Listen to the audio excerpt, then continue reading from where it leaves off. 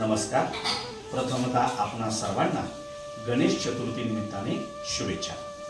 उद्या दिनांक 27 ऑगस्ट 2025 रोजी पार्थिव गणपतीचं आगमन आपल्या घरामध्ये सर्वांच्या होणार आहे। अनेक लोकांना गणपती स्थापनेबद्दल प्रश्न असतात, जसे की गणपतीची मूर्तीची स्थापनेचा मुहूर्त कोणता। तर मी त्या सर्वांना सांगू इच्छितो की गणपती हा त्याचे नावच आहे विघ्नहर्ता गजानन, आणि म्हणून त्याला मुहूर्ताची विशेष गरज नाही। मनापासून सुचिरभूत होऊन गणपतीचं स्वागत करा आणि मनापासून त्याची स्थापना करायची आहे।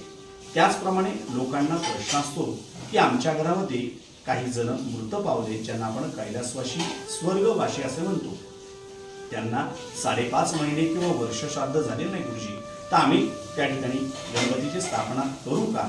तर मी त्या सर्वांना सांगू इच्छितो, 13 दिवस आपले सूतकात असतात, ते झाल्यानंतर 14वा दिवस असेल तरी आपण घरामध्ये गणपतीची स्थापना करण्यास हरकत नाही। त्याचप्रमाणे घरामध्ये गरोदर स्त्रिया असतात, मग अशा वेळेस आम्ही गणपती स्थापना करू व तो गणपतीची मूर्ती ठेवू की विसर्जन करू असे प्रश्न असतात। दाते पंचांगकर्ते यांनी स्पष्ट त्यामध्ये उल्लेख केलेला आहे, गणपती हा आपल्याकडे आलेला पाहुणा आहे। 10 दिवस त्याची विधिवत स्थापना करायची आणि त्यानंतर विसर्जन करायचे।